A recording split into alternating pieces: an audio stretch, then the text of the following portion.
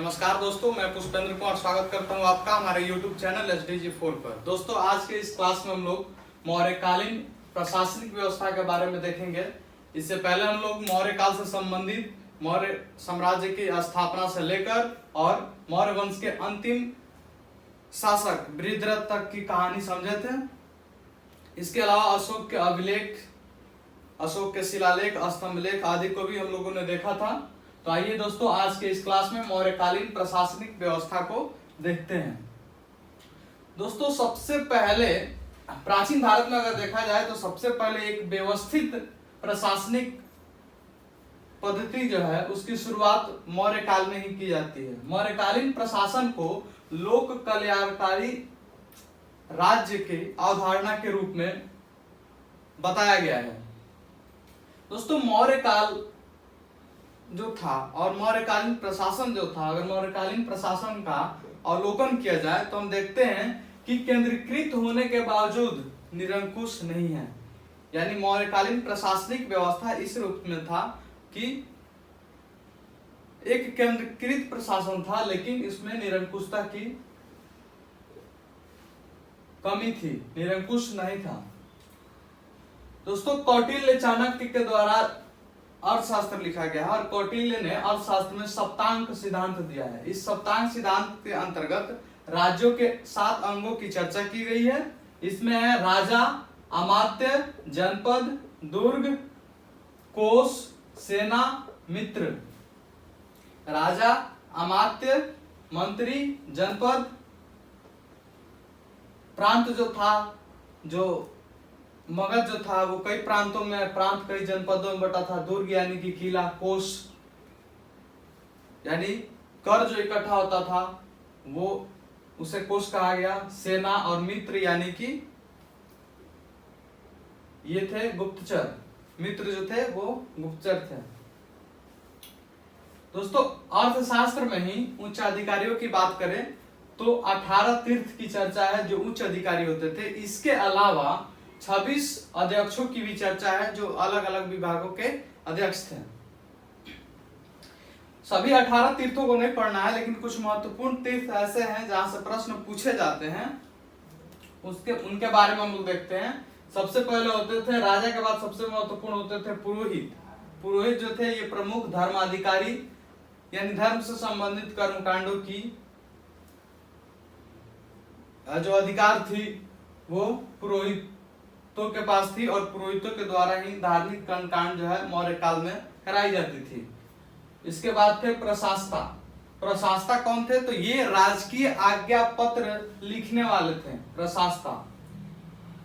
एक है समाहर्ता। समाहर्ता क्या करते थे? तो राजस्व विभाग का ये प्रधान थे समाहर्ता। सन्निधाता। सन्निधाता कोषाध्यक्ष थे, यानी जो कर इकट्ठा होता था उसका हिसाब किताब रखते थे। उसके बाद एक है प्रदेष्टा। प्रदेष्टा कौन थे?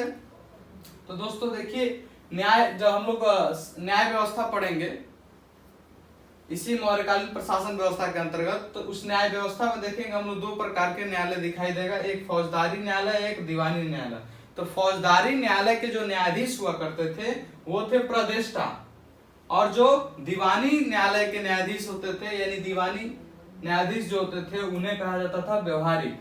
तो फौजदारी के न्यायाधीश प्रदेष्टा और दीवानी की न्यायाधीश जो थे वो थे व्यवहारिक कहलाते थे। नायक। नायक कौन थे? तो ये नगर रक्षा अध्यक्ष थे। नगर रक्षा अध्यक्ष को नायक कहा जाता था। एक थे कर्मांतिक। ये कर्मांतिक कौन थे? तो उद्योग एवं कारखाना के निरीक्षक थे। जो भी उद्योग एवं कारखाना लगाए जाते थे समय समय पर जाके उनका निरीक्षण करते थे ये कर्मांतिक। और एक है आटविक। आटविक मतलब, आट मतलब होता है वन, तो आटविक जो थे वो वन विभाग के प्रधान अधिकारी थे। कुछ महत्वपूर्ण अध्यक्षों की बात की जाए, ऐसे तो थे 26 अध्यक्ष, लेकिन कुछ महत्वपूर्ण अध्यक्ष है जहां से प्रश्न पूछे जाते हैं, और कुछ ऐसे अध्यक्ष हैं जो सीधा सीधा आप नाम से ही पहचान सकते हैं कि वो किस विभाग के अध्यक्ष हो सकते हैं। अब आइए देखते हैं इन अध्यक्षों को। एक है पुण्याध्यक्ष। पुण्याध्यक्ष होते थे वाणिज्य विभाग के अध्यक्ष होते थे।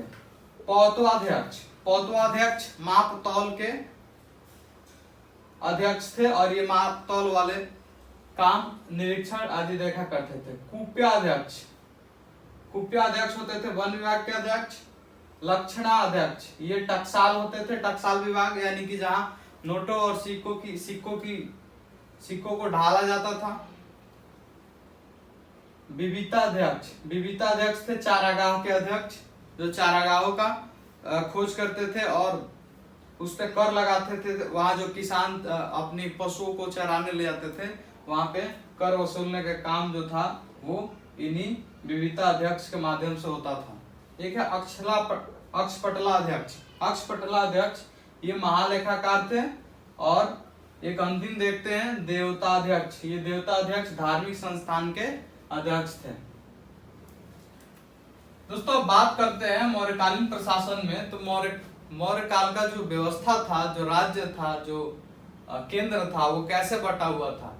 तो मौर्य काल में सबसे प्रधान होता था केंद्र, केंद्र बटे थे प्रांत में। प्रांत के जो प्रमुख होते थे उन्हें कुमार या आर्य पुत्र कहते थे, यानी जो राजा के पुत्र थे या राजकुमार जो थे उन्हें ही प्रांतों का, सामान्य तौर पे उन्हें ही प्रांतों का प्रमुख बनाया जाता था। प्रांत बटे थे आहार या विषय में। आहार कहने का मतलब जिला, या फिर विषय को आप जिला कह सकते हैं। इसके जो प्रमुख थे वो स्थानिक या विषयपति कहलाते थे। दोस्तों इसके बाद 800 गांव का जो समूह था उसे स्थानीय कहा गया। 400 गांव का जो समूह था उसे द्रोणमुख कहा गया। 200 गांव का जो समूह था उसे खावर्टी कहा गया। और 10 गांव का जो समूह था उसे संग्रहण कहा गया। और इस व्यवस्था में, इस स्तरीय खंड व्यवस्था में सबसे छोटी इकाई जो थी प्रशासन की वो थी ग्राम। और इस ग्राम के अध्यक्ष को ग्रामिणी कहा जाता था। ग्रामिणी जिसका मुख्य कार्य भूमि प्रबंधन और सिंचाई की व्यवस्था कराना था। इसकी सहायता के लिए एक कर्मचारी, प्रशासनिक कर्मचारी होता था जिसे गोप कहा जाता था। ये गोप नगर प्रशासनिक कर्मचारी था, जो कि हदबंदी, भूमि एवं मकान पंजीयन का काम हो, या कर में छूट देने की बात हो, या जनगणना का कार्य हो, ये गोप के माध्यम से होता था। ये कौन था? तो ये ग्रामणी का एक सहयोगी था। दोस्तों चंद्रगुप्त मौर्य के समय बात की जाए तो 4 प्रांतों की चर्चा है, जिसका मैंने जिक्र किया था। और अशोक के समय में यही 4 प्रांत होते हैं और 5वां बढ़ के कलिंग प्रांत जुट जाता है, जिसकी राजधानी तोसली थी। और मैंने जब अशोक पढ़ाया था, बताया था, तो उसमें इन 5 प्रांतों की चर्चा की थी। अब आइए देखते हैं सैन्य व्यवस्था कैसा था। तो दोस्तों सबसे पहले सुसंगठित और व्यवस्थित सैन्य व्यवस्था जो था प्राचीन भारत में, वो मौर्य काल में ही दिखाई देता है। चाणक्य ने भी जिक्र किया है, चतुरंग बल की चर्चा करते हैं चाणक्य, और बताते हैं कि पैदल सेना, घुड़सवार सेना, हाथी सेना और रथ सेना, 4 प्रकार के सेना मौर्य काल में सैन्य व्यवस्था के अंतर्गत होती थी। इंडिका में चंद्रगुप्त मौर्य के पास 6 लाख पैदल सेना, 50,000 अश्वरोही, 9,000 हाथी और 800 रथ थे। ऐसी चर्चा इंडिका में मेगास्थनीज के द्वारा की गई है। एक अन्य महत्वपूर्ण तथ्य यह है कि यूनानी लेखक जस्टिन चंद्रगुप्त की सेना को डाकुओं का गिरोह कहते हैं। तो एक बार यूपीपीसीएस में यह प्रश्न पूछा गया है कि चंद्रगुप्त की सेना को डाकुओं का गिरोह किसने कहा? तो जस्टिन ने। नेक्स्ट देखते हैं।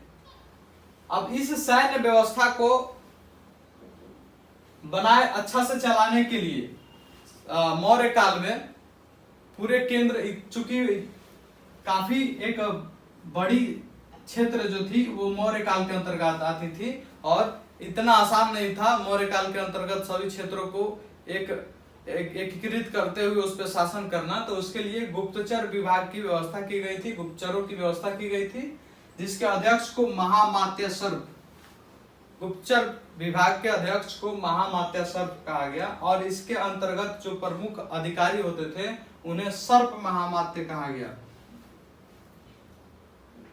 अर्थशास्त्र में गुप्तचरों को गूढ़ पुरुष कहा गया है।